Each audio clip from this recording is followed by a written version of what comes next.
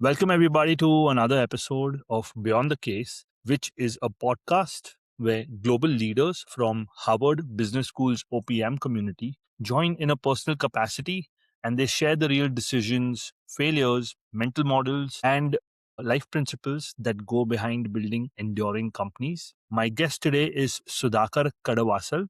He is another fellow from OPM, and I'm glad to have you here, Sudhakar. Thank you. Pleasure is all mine. Yeah. Hey, Sudhakar, do you just want to introduce yourself, your business as well, and talk to us about your journey? Sure. So, Sudhakar, I'm a second gen entrepreneur from the city of Chennai. I used to live there. Now I live in Dubai. Professionally qualified as an engineer, went on to do my master's in the University of Texas. Worked there for some time, then got my employer to become my customer and moved back to India way ahead of the curve in 97 to be exact, 1997. Many of you may not know 1900 I hear in this group, I guess, but yeah, that's for another day. So yeah, set up my own IT services business. The foundation of what my father had created helped me to boldly take the decision to move back. The businesses, fortunately, the offshoring and outsourcing was picking up and got some good traction. I could scale that up. In the meantime, I also run multiple other ventures, which are more on the brick and mortar side. We were actively involved in logistics and supply chain for a lot of multinational companies. Those businesses also were operating out of Chennai, and they grew up. They helped play a pivotal role in acting as a foundation based on which I could take bigger and better risks with business as a whole. Yeah, been in Chennai for most of my life till 2013 when I decided to take a step back from active role of the IT business. Got a professional CEO to run it, and I took a step back and moved to Dubai to explore new opportunities in Dubai. Again, IT services are something that I'm strong at, so I ended up setting up a engineering design IT services in Dubai, where we help do engineering design for large projects. So that business scaled up drastically in the last 10 years. And that's one of the key businesses here. I've also made few investments in allied industries, including construction contracting and into downstream refining of oil. These are businesses that I run right now. In India, the family business is into chemical manufacturing. We run a joint venture with an American multinational where we produce construction chemicals, leather chemicals, and supply that mostly in India. We do a little bit of exports from there also. You mentioned your father being an entrepreneur helped you in some way. Could you talk about what the benefits were of being a second generation entrepreneur? So this is something that we discuss a lot in the family. Father started out as a banker, and in early 80s, he quit bank to start a business. For a South Indian, quitting a bank job to start a business is almost blasphemy, if I can use that word. But he had he had the vision, and one of the things he said is, "I want to create a foundation by which my children will be able to do what they enjoy, rather than have to do something for sustenance." That that statement played a pivotal role in giving me the confidence to do. Not to mention the business infrastructure is also existing in India, which helped the move. Like in the early, I mean 1990s it was not very easy to understand the nitty-gritties of doing business in India, be it compliance, be it getting a telephone line, for example. All of that required knowledge of how to operate in the city, in the country, and that was the foundation that primarily helped us. Be it bookkeeping, be it audit, be it compliance. All of that was already a machinery, well-oiled machinery that was running in our organization. So that made sure I don't have to focus on the back end of the business and focus only on scaling up and getting customers. So that was a big help. What is one lesson from your father's generation that still anchors your decision making today? It will sound very cliched, but this is something that I firmly believe in. Make promises that you can keep. This, interestingly, one of my biggest breakthrough with customers after nearly a year of working with them, they told me this. Casual question, they asked me, do you know why we gave the contract? I was pitching, I was a small company, barely 30, 40 people, and I was fighting against the biggies of India. And I had no clue. I said, you like my zeal, you like my having studied in the US, having worked in the US. Said nothing. We gave you 4 projects. You said you can't do one of them. You are the first and only Indian company we have met so far who said they cannot do a particular job. Where in the outsourced world, everybody says, yes, yes, we will do. And I was willing to say no to a job and still got the contract. This is primarily driven from one of the statements he made: make promises that you can keep, or else don't make. Have you ever felt there is a need for you to prove yourself differently than a first generation founder? Yes and no. In many cases, people will always say, yeah, you made the decision to move back to India because you had a foundation. I'm not ashamed of it. I'm proud of it. I still took the decision to move back. 1997 was not the right time to move back to India. In foresight, in hindsight, it was probably the best time to move.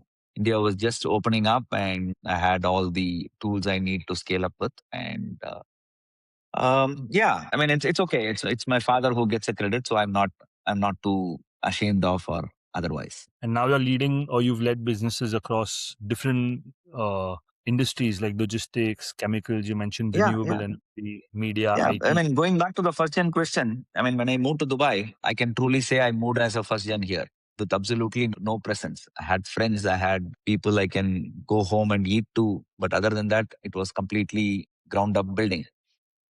Um, Sorry, I missed your question. No, what I was getting to is now you're leading businesses across so many diverse industries. What are some leadership principles which you feel travel well across this variety of industries as well? Across all industries, it's all about people management and managing the chaos of business. The opportunity comes to us because we are able to manage both capital allocation, resource, which in terms of people allocation plays an important role on scaling up. And largely, most businesses are same. Most issues are similar.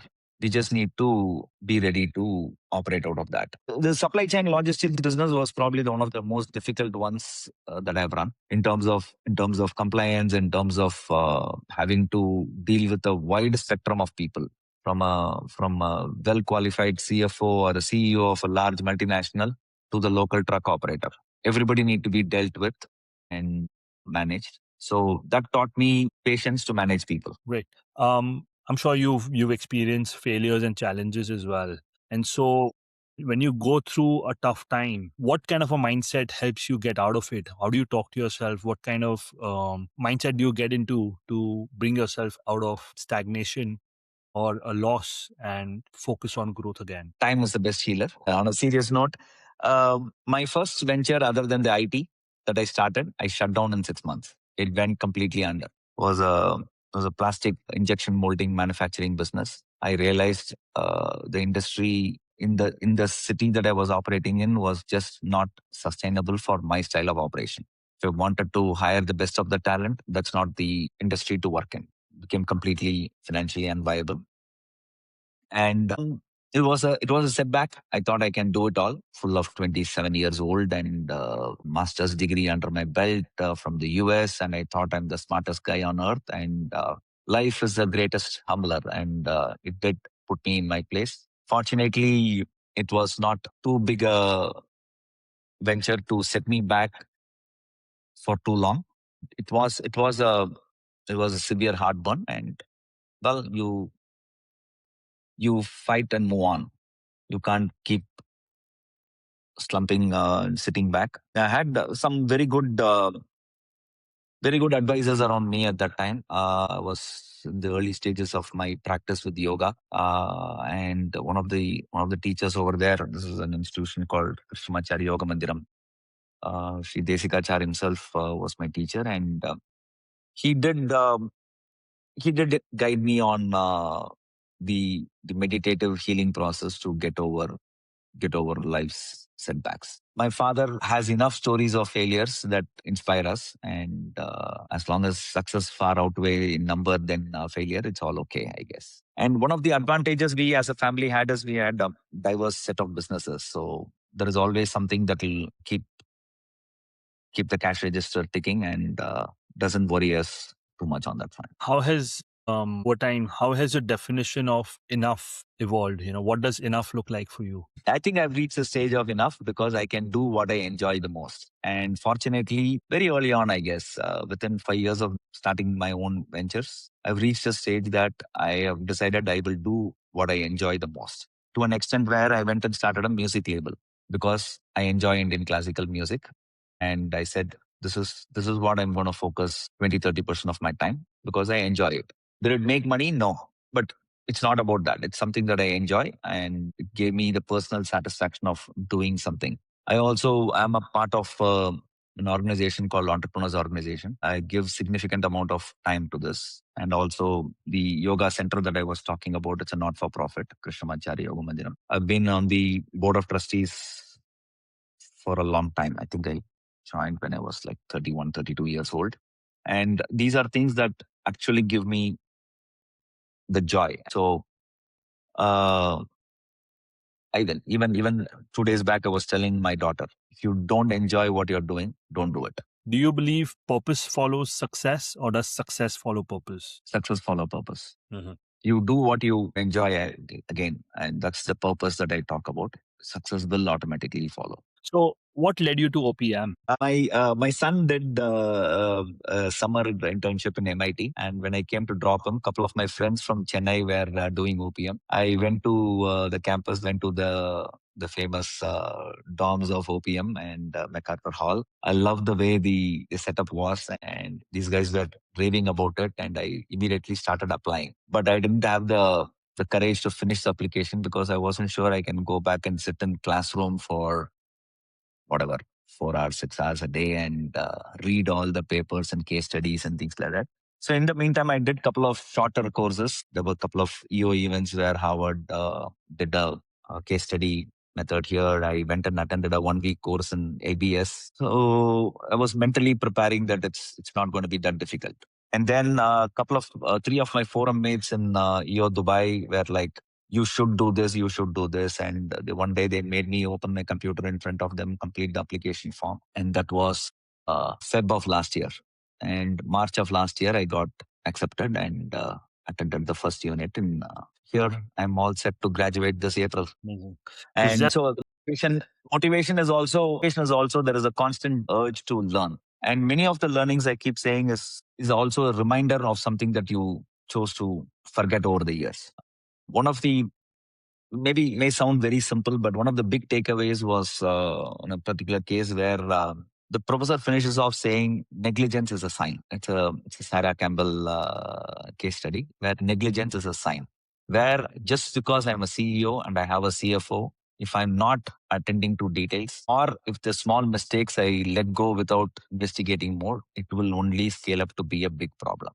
Absolutely nothing new. This is something my dad had shared from his experience, whatever, 20, 25 years ago. Just didn't care to remember it. And rightfully, there was something similar happening in one of my organizations. And that helped catch the problem before it became big. I mean, I can keep saying several of those things, but this is something that is a very, very tangible benefit I've seen out of OPM. Sudhakar, how do you define a wise man today after everything that you've been in your life, everything that you've seen in the world? Attract and retain people wiser than you, the wisest man possible. So I run my business with my brother. He's younger than me, but I consider him far more balanced and smart to be able to run the business together, to be able to tolerate me and my craziness at times. He's the guy who brings the balance. My IT business has a CEO who's run much larger businesses before he joined us. I also tell him he's going to, when he joined us, I said, you have to be my conscience keeper.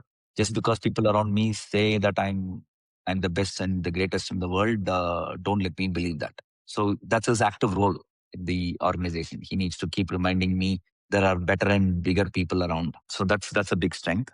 Even in Dubai, I'm with a team of people. One of them is actually a gold medalist who got invited by the government to into their golden visa program and all those things as a fresh graduate. So he's a smart guy, and people like him, I'm able to attract and retain, and that's very important for me. Is there a book that has influenced the way you think that you'd like to talk about? Oh, wow, several. None of them. I mean, bits and pieces from everything, I guess. One of the big books that I read at least 5 times a week is called Daily Stoic. Ryan There Holiday. is Ryan Holiday. Randomly pick up a page, read about it. Naval Ravikant's The Almanac of Naval Ravikant is a good book. Autobiography of a yogi that has calmed me down in many times when I needed to be calm. Maverick, a book by Ricardo Semler, actually inspired me to create a new business altogether. We run a program with another musician called Rhapsody, where we use music as a medium of instruction and teach in primary schools. I would call this a social enterprise more than a business, but something that gave us a lot of recognition and opportunities to work with a lot of people. So that book also taught me ways and means in which to structure compensation for the team. Truly, like the title, he's a maverick. He managed to achieve what I'm still trying to figure out how to achieve. Every one of his team members decides their own salaries, and that's something that blew my mind when I heard about it and read it for the first time. Yeah. If you had to give an advice to a younger version of yourself from 97 or 98 who was just starting out in business, what advice would you give him today in retrospect? And I make this very flippant, casual statement. It's only a joke. Don't take it seriously. But yeah, buy Apple stock, buy Google stock, I guess. But on a serious note, systematic investment, not just as wealth creator, more into self-development, be it reading a book or attending the course. Maybe OPM I should have done in 2015, not when I'm doing. So constantly focus on investing on yourself and growing. Yes, I have done many businesses which were forced on circumstances, something that I didn't enjoy, but I had to do. Then I had to do. Maybe I need not have done those. That time could have been better used for something else. So the statement that I'm making now, after all the experience, do what you enjoy most, is something that I would have told myself. I should have told myself a long time ago. My last question for you is, what is a habit that you refuse to compromise on? Wake up early. What time do you wake up every day? Most of the days I wake up before 5:45. My absolute last cutoff is 6:30.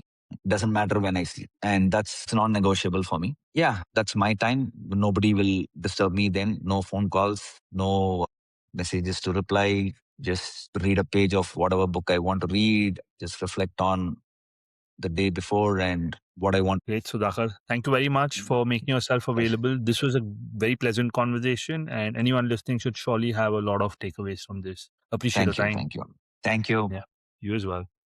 Yeah.